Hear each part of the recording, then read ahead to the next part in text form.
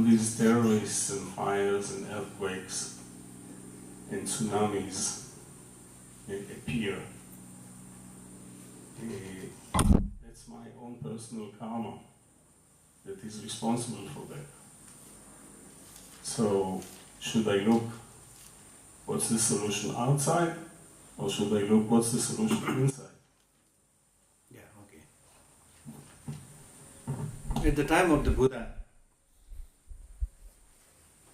somebody asked the Buddha, and in fact shared his idea by saying that all that we are experiencing today is a result of past karma. So there's nothing much we can do. We have to just experience it, good, bad, whatever. So he shared this idea to the Buddha. Then there's a long conversation between the questioner and the Buddha. But anyway, the final answer that the Buddha gave was, no, that is wrong. It's true to say there is a karma that somebody has done in the past. It is also wrong to say that it is only the past karma, because there is present karma, because there is a future karma that you are going to commit. So you need to understand all this. Now by saying this, what the Buddha was saying was that yes, it is possible some of these things that you are experiencing is due to past karma, but it does not also say that you are now a helpless victim. You know, your fate is decided. That right now you have this choice to do good karma or bad karma. Then for example, says that right now in this life, you suddenly go and kill the king who is very rich. Then you get all his wealth. So that is a karma that you do right now. It's not something that you have done in the past. This is something that you have done. And because of this karma, you accumulated certain negative deeds of killing the king. But also, temporarily, you got this benefit of getting a lot of wealth. So he gives such examples. So whether it's positive or negative, there are many things that we can do right now also. So like for example, okay, let us say tsunami. Okay, it may be, we are not so sure, it may be our past karma, collective karma, but this does not mean to say there's nothing we can do.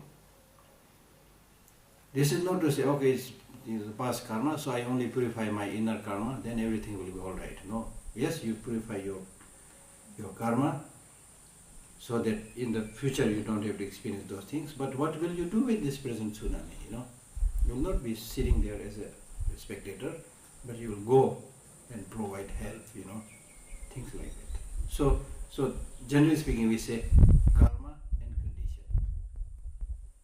There is a karma and there is also condition, the situation which compels you to do things. Your present situation that makes you do things.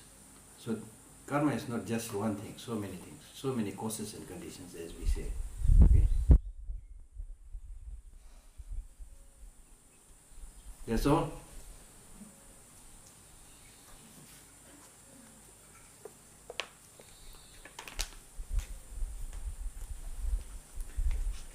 Then the next text is saying that you should not only accumulate the favorable causes and conditions for positive karma, but you should also get rid of those actions which is not favorable for positive karma. And he gives some examples by saying,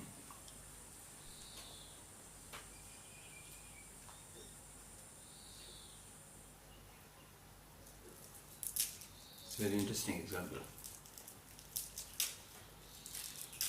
He says, if somebody came in this workshop, somebody came and give something to everybody,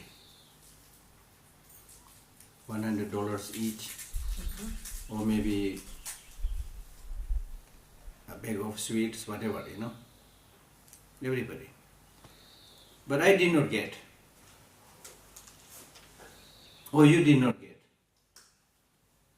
Then suddenly, either she or I will say, what? Everybody got it? I didn't get it. Who gave it, I want to get my share. So in ordinary life, when somebody is getting things, advantages, possessions, you are not getting it, you will try to get your share. But do we do that with the Buddhist practice? When many are doing practice and you have no opportunity to do the practice, do you say, I want to get my share of doing the Buddhist practice? We don't care about that. I don't understand you. For example, many are practicing, for example, a good practice. Many are doing good practice, like the teaching of the Dharma. Okay. And you did not get the opportunity. I see. Then you will not say that, oh, everybody got the opportunity to listen to the Dharma. I did not get it, so how can I get it, You may not worry so much about those things. So therefore you should worry about those things, that you missed the opportunity. You did not get your share. So get your share of listening to the teaching. Because in terms of food, even if you miss your share, you might remain hungry for a few hours. That's it. But if you miss this share of the good teachings, then you will not be able to go to higher states of rebirth, nirvana, enlightenment and so forth. And as a result you will fall into the negative state of existence. So that it's a great missing of the share.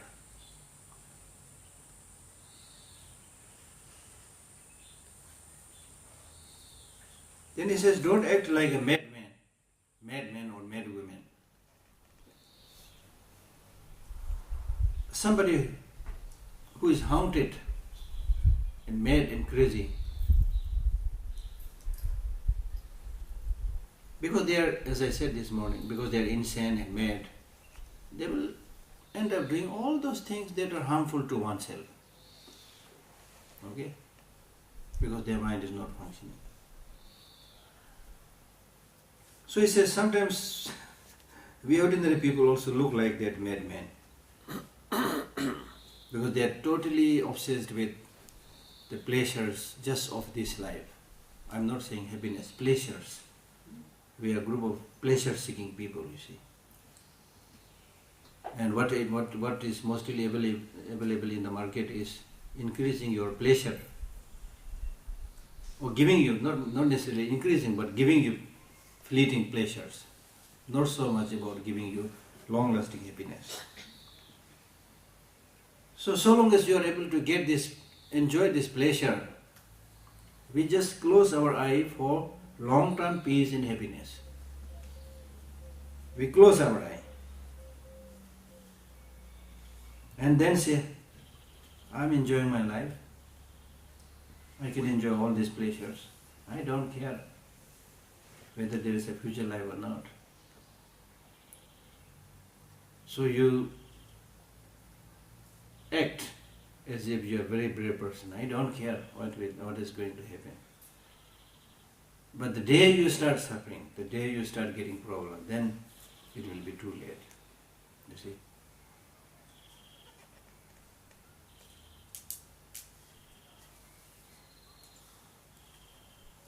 And forget about those who do not do any spiritual practice. They end up doing many bad things. But even the so-called spiritual practitioners, they also spend a lot of their time fulfilling their desires, increasing their attachment. So one has to check oneself very carefully. It's a very delicate practice. For example, right now you're all listening to me thinking that, oh, this Geshe must be very pure, very enlightened. But I know who am I. You see? Desire, attachment, everything will come, you see. So one has to take care of this. Your appearance will not solve the problem. The real, thing is how you live your daily life. How you live your daily life. So therefore, the Buddhist teaching says that in short, wherever you are, in Israel, in India, in America, wherever you are, whichever place you are, in Jerusalem, in Tel Aviv, wherever you are, whatever you are doing, the most important question that you need to ask is, what is the state of my mind now? What is the condition of my mind now? Is it positive? Is it negative? Wherever you are, whatever you are doing, ask this question. Then if you find your mind negative, destructive, recognize that and change it. If you find your mind positive, compassionate, loving, sustain it, nurture it. That's called real Dharma practice. It's not so much changing the cloth or learning a text. This might help you a little bit, but the most crucial thing is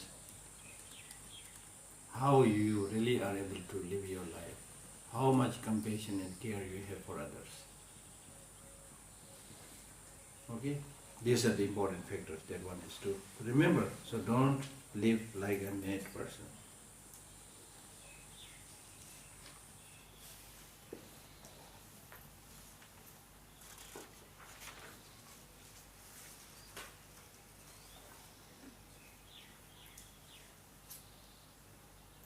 Then he gives another example saying that how we practice is like shooting an arrow. Shooting an arrow. When you are just watching people shooting the arrow towards that target. So many people are there in line shooting the arrow to hit the target, but hardly anybody is hitting the target. Then you as somebody watching from outside, how come, all these stupid people, none of them are able to hit the target, you see. It looks so easy. It looks so easy. Why nobody is able to hit the target? But when you are given the opportunity to shoot, you also fail. So we should not be like that. That means when you see other practitioners, other monks, then it's very easy for you to criticize. Oh, this monk is supposed to be practicing, look at his behavior. That other person is supposed to be practicing Buddhism for many years. I saw her going to Dharamsala many times. But look her behavior, same, It's very easy to make fun of others. But when it comes to you, you are not better. You are not better. So you should not be like that. You should not be like that. Then you should not be like that hide, that covers the butter, Now here you don't know, but in Tibet, when we used to sell butter, then the butter is packed in a hide, leather hide. So with passage of time, the leather which is in contact with that butter becomes very tough. Outside very tough. Now if you want to tan it, tanning the skin, tanning the leather. If you want to tan it, impossible. It has become so tough, impossible to tan it. The ordinary leathers or hides, if you put some oil, some butter and tan it, very easy to tan it. But the one that is always in touch with the butter, impossible. So you should not be like that. That means such things can happen with the so-called people who are in touch with Dharma for a long time. So you become Dharma proof, just like waterproof. You are in touch with Dharma, but you become Dharma proof. You are good in teaching, good in explanation, but no practice. Just like that leather that was constant touch with butter.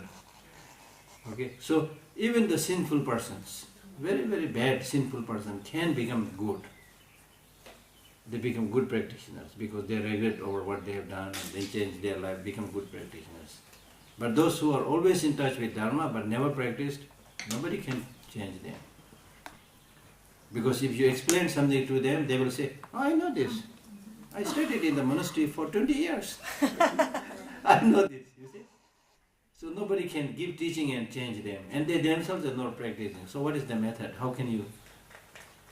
So on such occasions, probably the only thing that can change them is when they suffer a tragedy. Something like that.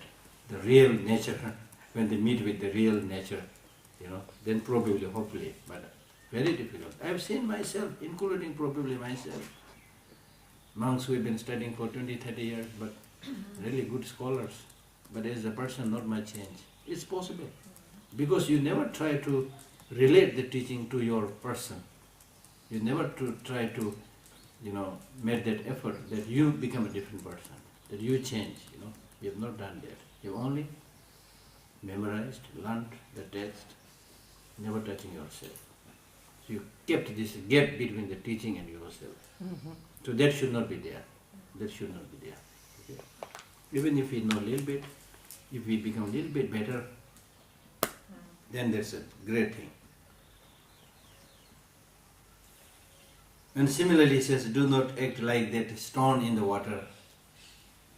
The stones, they remain in the water, but inside they don't get wet, They're always in water, but they don't get wet inside. So you keep in touch with Dharma all the time, but not improving like the stone in the water.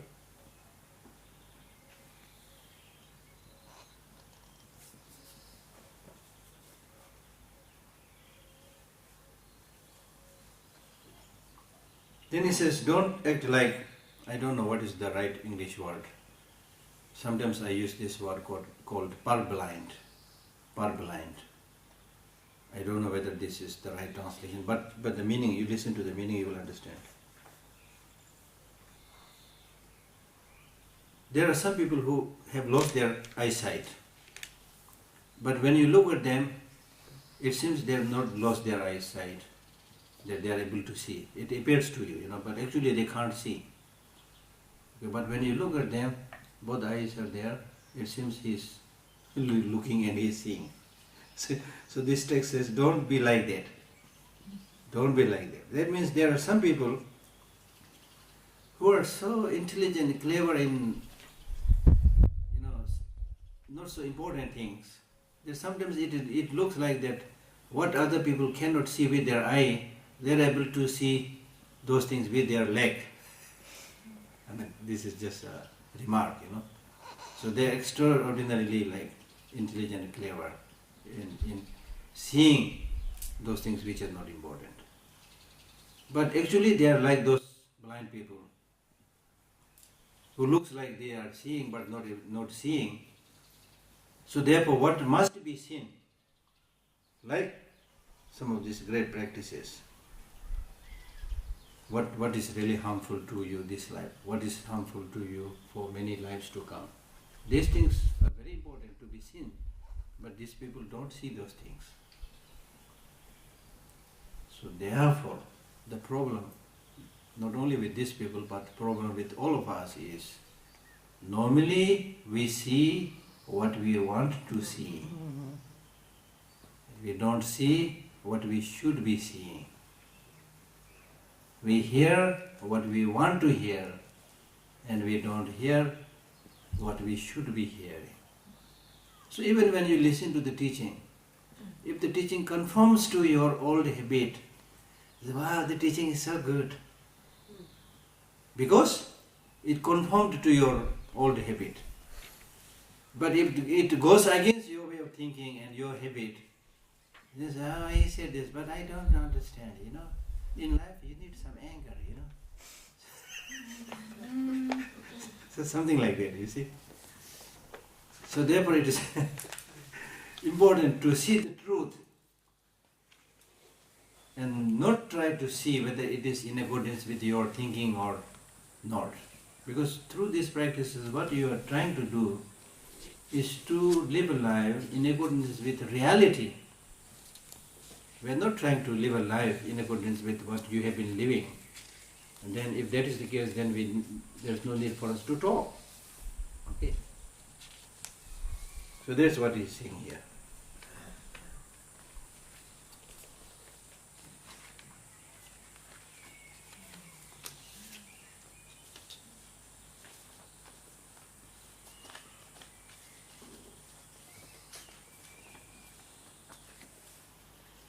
Then there is also a story that somebody wanted to use some magical power to change somebody into a donkey. Somebody wanted to use a magical power to change somebody into a donkey. This is just a story. That in in that process, when he was trying to do that, probably he made a mistake. And instead of being able to change that other person into a donkey, he himself became a donkey. So by this example, what this master wants to teach us is, so just like this magician or person who was trying to make others donkey and become donkey, we, in our life, we engage in all kind of cunningness, deceitfulness, manipulation, to dupe others, to cheat others, for one's own happiness and peace. You don't hesitate engaging in corruption, exploitation, bully, and so forth. So just like this magician, while you are trying to deceive and cheat and manipulate others for your personal happiness and peace, but what you get is the other way around. You become donkey. You become donkey. That means you don't get that peace and happiness, but you get cheated by others. You get deceived by others. You get exploited by others because of your wrong karma. Okay? So don't be like that. That's why Shantideva in his Bodhicharyavatara says that even though we have this wish to remove suffering, but we end up always chasing after suffering, because we keep on accumulating the causes and conditions for suffering. Even though we want happiness, but because of ignorance, we destroy the causes and conditions for happiness as if they were our enemy. So therefore we don't get the needed peace and happiness. What we get is suffering and problems because of ignorance.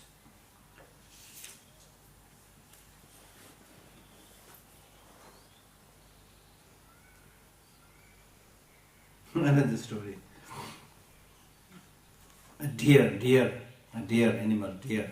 from a place called Geshe, the deer from Wei. Wei is a place. So in the central place, somewhere in Tibet,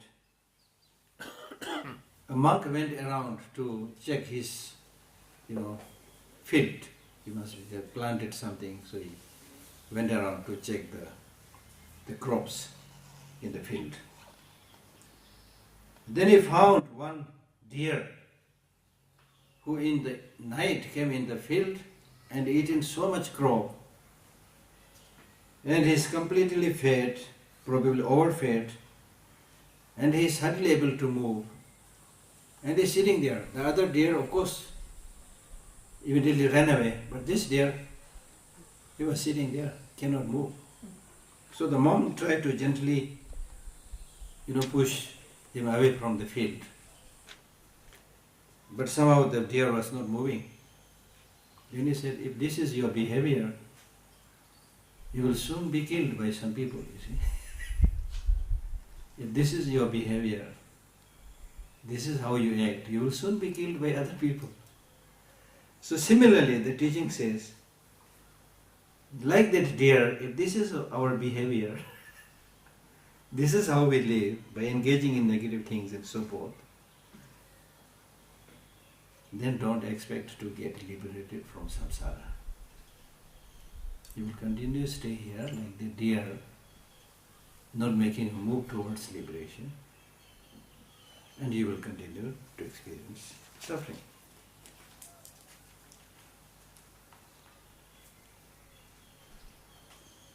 So therefore, in terms of doing these spiritual practices, what is really important is that from your own side, there should be a lot of enthusiasm and interest, wish to learn things.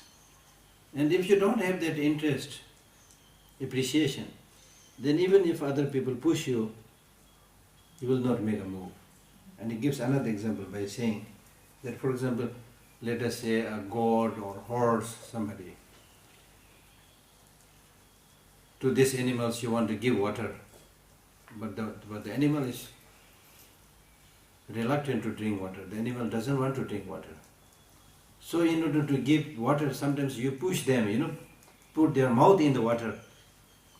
So even when you push their head and put their mouth in the water, not only they will not drink water, but even the little bit of water that is here, they will throw it away.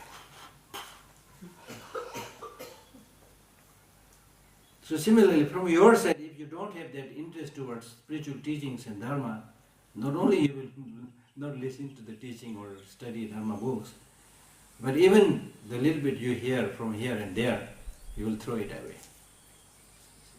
So there should be interest from your own side.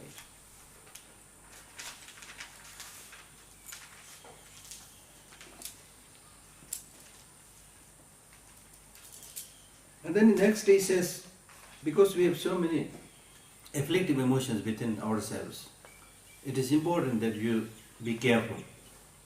And he gives another example by saying that if this floor, for example, underneath this floor, if there is a lot of humidity, but on the surface you don't see the humidity right now. But as soon as you sprinkle a little bit of water, the whole thing will immediately become wet, because underneath it's already wet. So because of that it will already become wet. So therefore in our case also, just like that humidity under the floor, we all have afflictive emotions within us. Anger, jealousy, hatred, all lying dormant within us.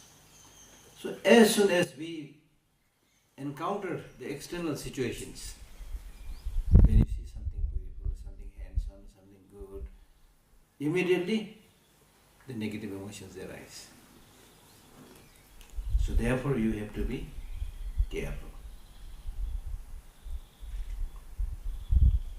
Okay. Careful means our five senses engage into the five sensual objects. Your eye wants to see the most beautiful thing. Your ear wants to see the most melodious songs. Your nose wants to smell the most beautiful fragrance. Your tongue wants to taste the most delicious food. Your body wants to touch, come into contact with the most soft cloth or things like that. So we have this, sensual desires.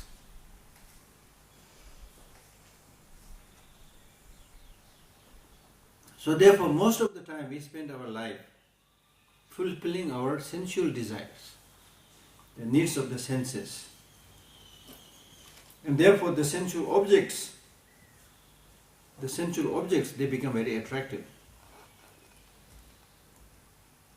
Today we say we are all busy. We are busy doing what? Mainly going after the sensual objects. That is how these big malls came about. The big malls. Do you have many big malls here in Israel? Yes.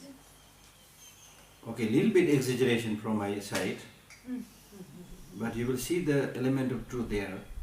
If you look at the malls, you will get some idea. Probably these people who start the business, who started the mall, they know our weakness. Yes, of course. They know our weakness. Our weakness is that we are very attracted to the five sensual objects. Okay? So accordingly, they started the mall. So the first floor is fragrance. Made from this flower, that flower, you sprinkle it to your body. So the first floor, am I right? Most of the malls, I visited malls also, so I know, not here but some other places. So I know that most of the malls, they have one floor, mostly fragrance.